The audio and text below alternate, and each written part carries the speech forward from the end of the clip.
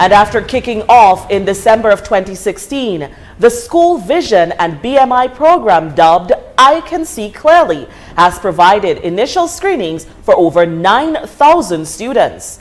Program coordinator and health promotion specialist, Nurse Joan Henry, informed that any student who failed the initial weight and vision testing would then be referred to the school eye health clinic led by Dr. Shillingford Ricketts at the Princess Margaret Hospital. So the Cubans came in on the 2nd of April, and from that time we've been on the road. So we're doing the program concurrently. We completed all the primary schools, and now we are doing the secondary schools. All the students from the primary schools were seen, and out of that we had about 1,900 children to be seen at the second level. So far we have seen over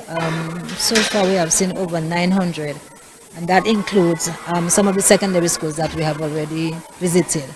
So let me backtrack a bit. We visited the 60 primary schools, 11 secondary schools.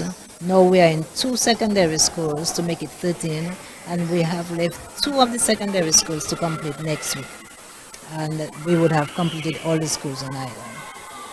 And we have seen over 1,000 children in the second level program. Nurse Henry indicated that not all students needed glasses. However, there were many students who required corrective lenses or procedures who were labeled in school as stupid.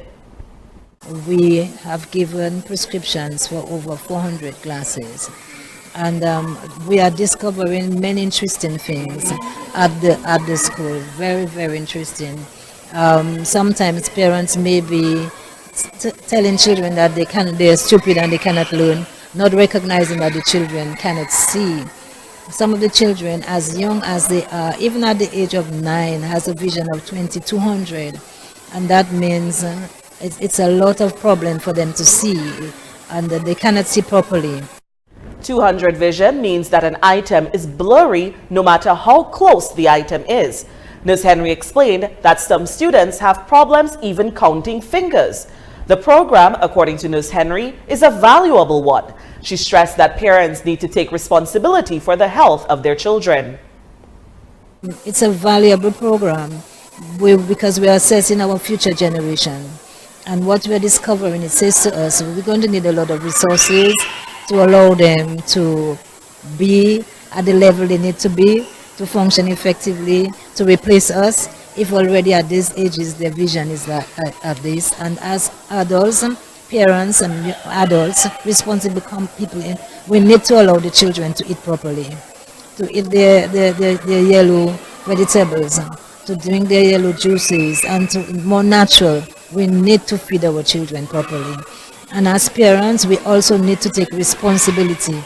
And if a child remarks that they are not seeing properly, it is something that we should work on, because truly they may have a vision problem.